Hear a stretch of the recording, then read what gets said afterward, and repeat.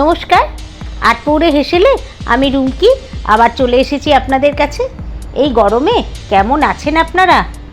সাবধানে থাকবেন আর প্রচুর জল খাবেন। আমি কিন্তু বেশ আছি। গরমে কাজকর্মও থেমে থাকবে না আর খাওয়া দাওয়াও থেমে থাকবে না, কিন্তু এত গরমে পেটের দিকে খেয়াল রাখতে হবে, কিন্তু হালকা খেতে হবে আর খাবারটা যাতে স্বাস্থ্যকর হয় সেদিকেও নজর দিতে হবে। তাই আজ আপনাদের সামনে নিয়ে এসেছি একটি সুস্বাদু এবং অতি প্রাচীন রান্না করে নেব Anglo Indian dish chicken piece pass. তবে এই রান্নাটির কিন্তু আরও একটা পরিচয় আছে। ঠাকুর বাড়িতে কেউ অসুস্থ হলে এই রান্নাটি কিন্তু বাড়ির হেসেলে রান্না হতো অসুস্থ মানুষদের জন্য। তাহলে আজকে রান্না করে নেব Anglo Indian dish chicken piece pass. Chicken piece pass রান্না করার জন্য আমি কি নিয়ে নিয়েছি একবার দেখে নিই। চিকেন পিস পাস রান্না করার জন্য আমি চিকেনের বুকের দিকের 500 গ্রাম মাংস নিয়ে নিয়েছি। সাথে নিয়ে নিয়েছি গোবিন্দভোগ চাল, মাখন, পেঁয়াজ কুচি, আলু বড় করে কেটে নিয়েছি তেজপাতা আর গাজর। এছাড়াও নিয়েছি নুন, রসুন বাটা, গোটা গোলমরিচ, গরম মশলা গুঁড়ো, চিনি, গোলমরিচ গুঁড়ো, আদা বাটা এবং কয়েকটি কাঁচা লঙ্কা। চিকেনটা আমি একটু নুন আর গোলমরিচ দিয়ে মাখিয়ে নেব। গোলমরিচ নিয়ে নিলাম।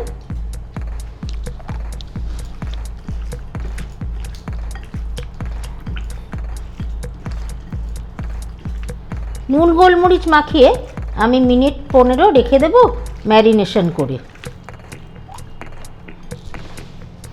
কড়াই গরম করে নিয়েছি, নিয়ে নিচ্ছি সাদা তেল।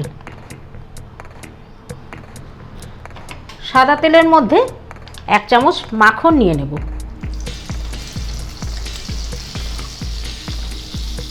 ফোড়নে দিয়ে দিচ্ছি গোটা গরম মশলা, দিয়ে দিচ্ছি 3টে তেজপাতা। ফোড়ন ভাজা গন্ধ বেরিয়ে গেছে, দিয়ে দিচ্ছি আলুর টুকরোগুলো।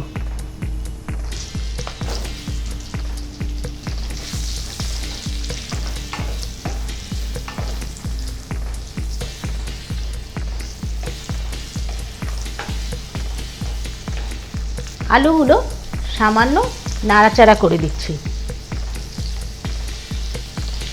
এখন আমি দিয়ে দিচ্ছি পেঁয়াজ কুচি,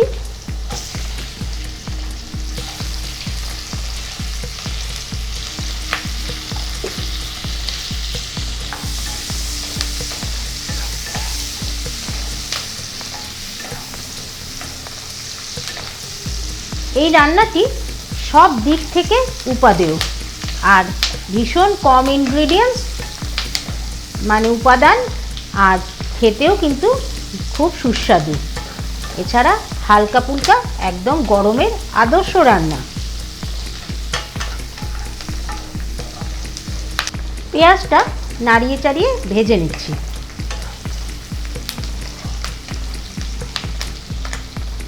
মাংসটা ম্যারিনেট করে রেখে দিয়েছিলাম, সেটা নিয়ে নিচ্ছি এখন।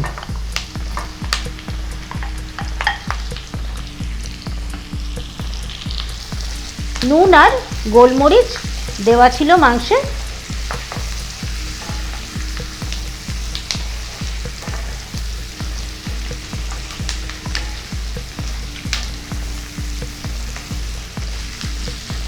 এখন দিয়ে দেব 1 চামচ রসুন বাটা, দিয়ে দেব 1 চামচ আদা বাটা।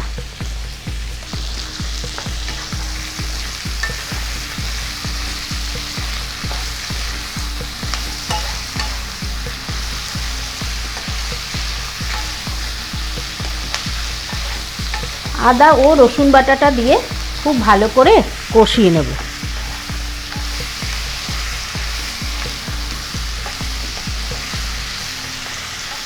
এই গরমে বাচ্চা থেকে বড় বা বুড়ো মানুষরাও কিন্তু এই রান্নাটা খেতে পারে।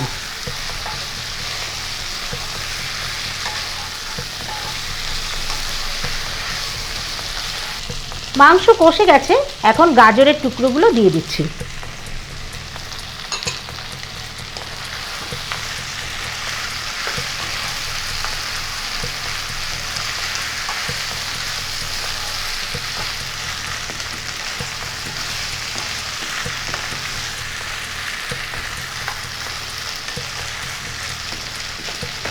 গাজরটা দিয়ে হালকা নাড়াচাড়া করে আমি ধুয়ে রাখা গোবিন্দভোগ চালটা দিয়ে দিচ্ছি।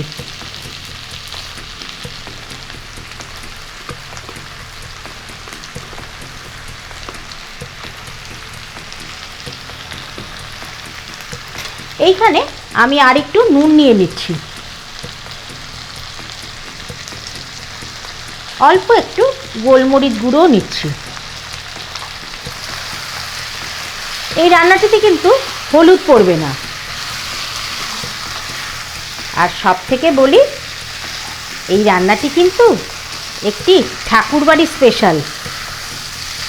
আপনারা অনেকেই বলেছেন ঠাকুরবাড়ির রান্না এগুলো কিন্তু অনেক পুরনো, তাদের মা মাসিরাও করতেন। হ্যাঁ, আসলে কবি রবীন্দ্রনাথ ঠাকুরের পরিবারের এই রান্নাটি হতো, তাই জন্য এই রান্নাগুলি বিশেষ সমাদৃত হয়েছে বিশ্বের দরবারে। ঠাকুরবাড়ির রান্না মানেই কিন্তু আমাদের মা মাসিরা যে আগে করেনি তা কিন্তু নয়। ঠাকুরবাড়িতে কেউ অসুস্থ হলে এই চিকেনের পিস পাস কিন্তু তাকে দেওয়া হতো।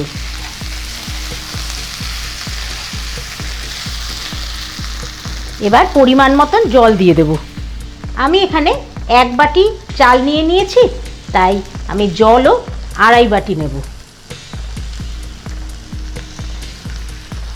শুধু চাল থাকলে আমি 1 কাপ চালে 2 কাপ জল দিতাম, কিন্তু এখানে আলু আছে, গাজর আছে, চিকেন আছে, তাই জন্যে আমি 2.5 কাপ জল দিচ্ছি।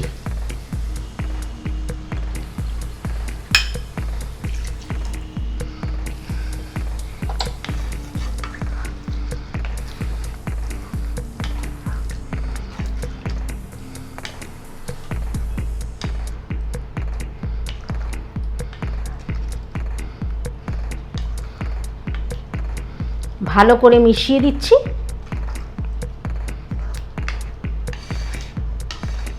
এখন কয়েকটি গোটা কাঁচা লঙ্কা দিয়ে দিচ্ছি। যারা লঙ্কা খাবেন তারা লঙ্কাগুলো একদম হাত দিয়ে ডলে তারপর খাবেন।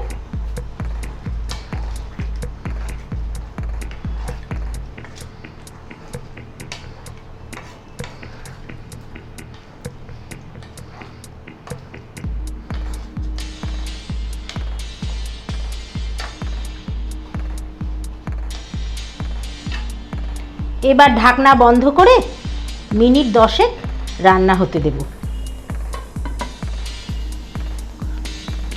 10 মিনিট পরে ঢাকনা খুলে দিচ্ছি।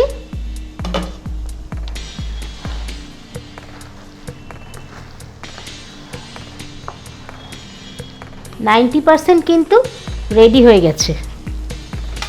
দিয়ে দিচ্ছি 2 চামচ চিনি।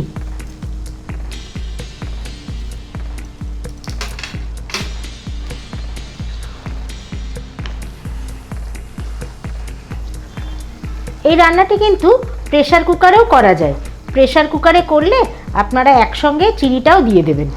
আমি যেহেতু কড়াইতে করেছি ওই জন্য চিনিটা আমি পরে দিচ্ছি। ওপর থেকে একটু গরম মশলা গুঁড়ো দিয়ে দিচ্ছি। সব শেষে 1 চামচ ওপর থেকে মাখন দিয়ে দিচ্ছি।